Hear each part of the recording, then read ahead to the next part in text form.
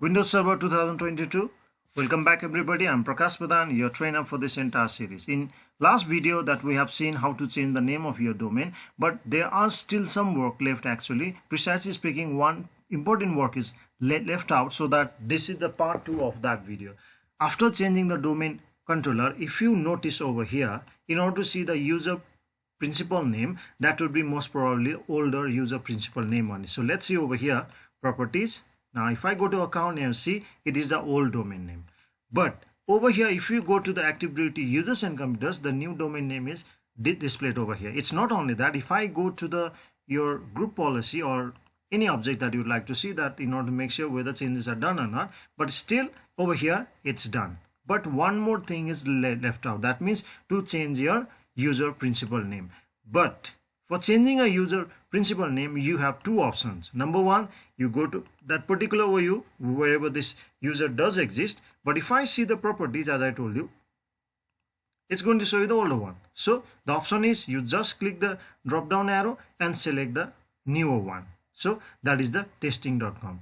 But if you have more than, let's say, 10, 20, 100, 200 or 500,000, any amount of client that you have over here, in that case, practically this is not possible. So what we do now, we are going to see that how to change the UPN of the domain after the domain name is changed in a mass. But before that, I'd like to show you via command as well that we can also see what is the UPN used for any particular user of the group. So via PowerShell. So let's see that first. Okay, so get AD user minus filter. Of course, we are going to do this filter asterisk minus source base.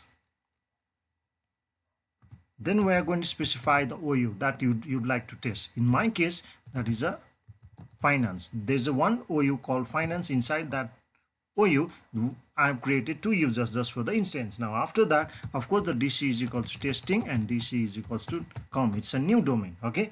And then you give a flag and then FL, and then I'm going to write name and user principal name, of course. Now if you see over here, you see that user principal name is viatech.com.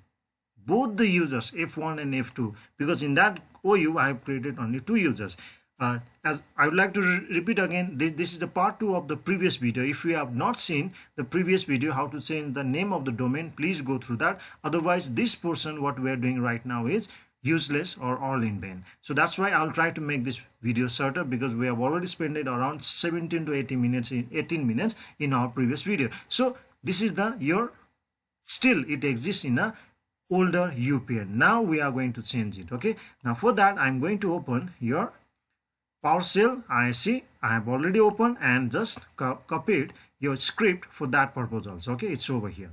Now of course I'm going to explain it over here. Since we are going to deal with the object of this Active Directory, so you'll have to import the module. So first line that you have to type is import module Active Directory. This line means that only. And first you'll have to specify what is your old DNS suffix. So of course that's a viatech.com, or the name of your previous domain was viatech.com, and the new suffix of your domain is the testing.com. Now what we want to do, we would like to replace all the UPN from the viatech.com to the testing.com, and of course I'll have to specify the OU. Okay, now OU is a same thing, of course it's our new one. So our domain name is of course testing and DC is equals to com, and this $server means it is the name of your server, name of the DC actually. So let's see over here. I'd like to show you. If I go to command prompt and write host name, it's gonna show you this is the computer name actually. So here you will have to specify the server means your computer name, and then get user source base or use just to filter, and for each object new UPN, okay, $_ user principal name, replace this old suffix to the new suffix. Okay, set AD user server $server user principal name and new UPN, because we'll have to replace this new user principal name rather than using the older one. Now over here, before I run the script, I would like to tell you that one of the disadvantages sometimes for the new learner is that even if there is a small space issue or comma, the script will not function properly. So okay, let's try. Hope there is no issue. Run it. Now You cannot call a method on a null. Okay, it's okay. Now if I go to my Active Directory users and computers and try to check your user principal name, so let's see how it look like. Still the changes are done or not. Okay, so let's go to F1. It's a one user. Go to properties, account. This is already done.